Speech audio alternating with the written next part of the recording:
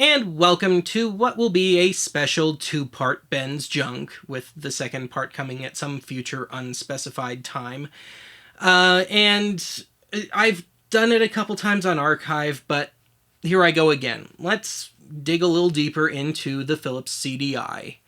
And I don't know why, I've just had a fascination with this system forever, and so, yeah, might as well just really go for it. Now, I've mentioned before that I've owned a few CDIs, and save for this last one, the one that actually works, whenever I would order it, the original owner would send me their collections of discs with it, I guess just to get rid of them. And so I've wound up with this kind of, especially by my standards for like a video game or pseudo video game system, an uncharacteristically big collection. So, let's go for it. Let's start with the movies, and we've got The Hunt for Red October here, which I just have out to taunt the lady in the Blockbuster training video from a few years ago, because I know she's watching. But, yeah, let's just blaze through the movies here. Hunt for Red October, and Planes, Trains, and Automobiles, which, I'm a bad boy. I had never seen this movie before prior to this past Thanksgiving. And even then, I didn't watch it on the CDI. I actually watched it on Netflix. But there you go. Here's one that was sampled in the episode: White Christmas, Star Trek VI, Wayne's World, an old favorite of mine, and Top Gun, which I have on VHS, and one of the later CDI movie releases with the kind of nuclear green color on it, which means it's also just a standard VCD. Adam's Family Values, which I also have on Laserdisc.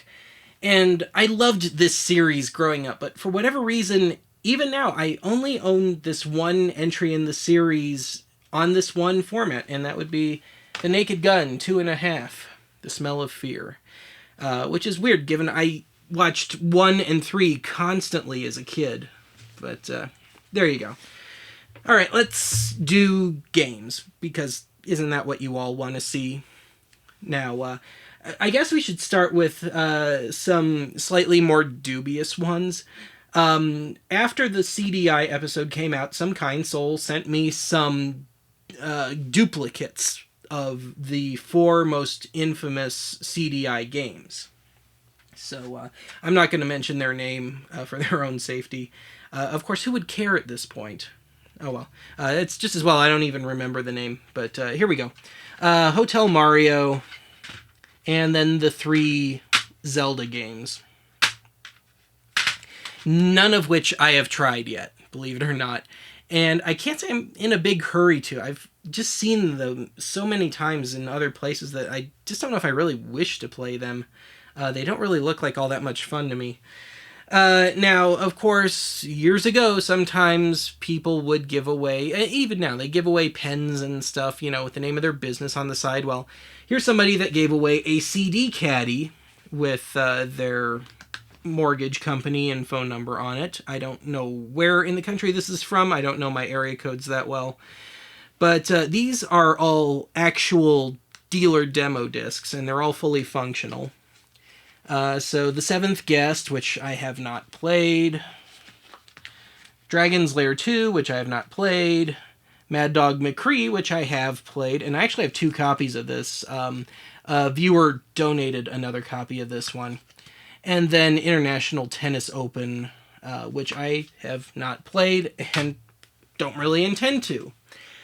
So I mentioned Dragon's Lair there, and even I know that that's a pretty infamous game, and I have played it for the 3DO, and I just hated it, because I'm one of those people that just can't get past that initial scene where you're crossing the bridge trying to get into, was that a castle?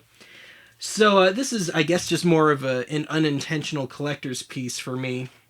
The original Dragon's Lair for CDI, still sealed. And then we get into my more comfort zone with this sort of stuff. So The Joker's Wild, based on the old TV game show, and it really is hosted by Wink Martindale. And then we get into some of the ones I discussed on the episodes. So we've got Wacky World of Miniature Golf with Eugene Levy, which once you've played it a few times and you've figured it out, it's not as fun anymore. So it's truly running headfirst into the limitations of the format. And then this is the one that I actually bought on my own. Todd Rundgren, TRI, Todd Rundgren Interactive, No World Order. And I really hoped way back in that first season of Archive that I could mutilate this thing into listenability, and I was just not impressed when I got this and found just how limited it is, especially when Rundgren himself claimed that there was something like 10,000 points of customization on that disc, which is just a joke. And of course, truly infamous in Archive land, and definitely infamous with me, Strip Poker Live, which I was not joking in the episode. When you play it, as far as the computer's concerned, man on woman, you can have her nude and strutting around in 10 minutes. If you play woman against man, you A, only have one man to choose from, B, he never does get quite nude, but he got nude enough that you'd see the sides of his privates, so that's why it's still blacked out in the episode. So you don't even get to see the full show, ladies. Oh well. And I burned up a lot of hard drive space trying to get that certain outcome on this because it really is that skewed. It's just the weirdest thing. Let's see here. Name that tune, as seen in the episode, and yes, played on the Honor System, the only video game I've ever known to be played on the Honor System. Now, here's one that was a candidate for the episode, but I left it out, and the episode's still kind of a little too long for its own good, but this was in the running, Jeopardy, and it really is hosted by Alex Trebek, and basically, Alex Trebek just makes fun of you for the duration of the game of Jeopardy. I don't know what it was with video games back then, especially those first full-motion video ones, where they just felt this need to make fun of you. And of course, it goes back to the Action Max, doesn't it? Let's see, here's the donation that I received from a viewer, Mad Dog McCree.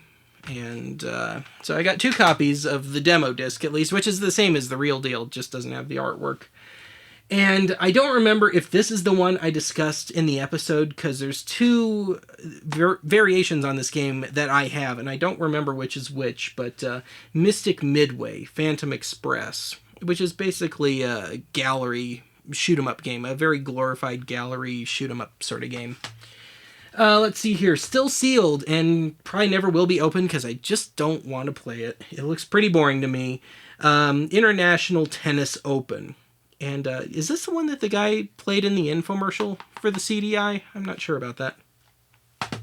Anyway, a couple games from Caesar's Palace. World of Boxing, which I have no recollection of, so I doubt I ever tried it. And then Caesar's World of Gambling, which is basically just the CDI equivalent of what was on the NES and Super NES and the Sega Genesis back in the 90s. Let's see, I did play this one. I don't do a lot of sports games, but I did try this one, and it's the Palm Springs Open. And it's another game where they just make fun of you throughout, and of course the controls are just horrible. So it's frustrating, and then they're making fun of you on top of it. Here's a game that's really weird to play on CDI. It's I've played the Nintendo and the Game Boy versions of this all my life, but it turned my world upside down and not in a good way. Tetris. Here's one I never got around to. Clue. So that's still in the untried pile. And here's another sealed one. Striker Pro, which is evidently some sort of soccer game. Which I probably won't try either. I'm such a nice guy. Let's see here. Here's one that I would hope is a war game, given the title and the artwork. Axis and Allies, another one I haven't tried. There you go. Okay, so when the CDI first came out and the initial titles came out, they were all in these big boxes because, you know, that 80s, 90s mentality of bigger is better, always. And I've got a handful of those titles. So let's dig into those. Now, this first one is called Tell Me Why, which is a kid's interactive sort of quasi-museum game. So you go up to something and it'll tell you about what it is. So a painting or something. And the voiceover on this, I think, is Rob Paulson, the great cartoon voiceover. And he's not credited on here. And I met the guy last year, and I meant to ask him if this was him on this game. I use the term loosely. And if he remembered anything about it, if they told him anything about the technology and all that. And I just totally spaced it. So I'm still kicking myself for that one. Let's see here. You saw this one in the episode, Backgammon, which is, the case is totally trashed. And let's see here. I don't have the Robert Mapplethorpe one, the Flowers of Robert Mapplethorpe, so I had to settle for this one in the episode, Gardening by Choice. Because that one was a real riveting one, wasn't it? Here's another educational thing, Time Life Photography, which is just a bunch of pictures, but I'll give it this much. They're actually very good pictures, and it's actually very well made, very thoughtfully made, and I found myself spending a little bit of time with this one. I didn't expect to. I thought it would be one I'd just stick in the machine and give up on after a couple minutes. Let's see here, Pinball, which I never tested and probably never will because I prefer real pinball. You saw this in the episode, Laser Lords, which, as I mentioned in the episode, is basically just Leisure Suit Larry in outer space. And the kind of game that I played a bit of when I was younger, and if I had unlimited time to do so, I'd probably revisit this one just to really explore everything and see if I could make any headway on it. Let's see here. Treasures of the Smithsonian, which I remember nothing about, so either I never tried it or it was so boring that I just forgot about it. Let's see, here's the one that came with the CDI whenever you bought one, so Compton's Interactive Encyclopedia, which I was a little disappointed with. I was expecting something a little more comprehensive. It's only kind of like a half encyclopedia, and it's not really the most intuitive thing either. I think I'd rather just stick with the good old books. Let's see here. Here's the other Mystic Midway game. I think this might actually have been the one played in the episode. I really don't remember. The two just kind of run together to me. And here we go.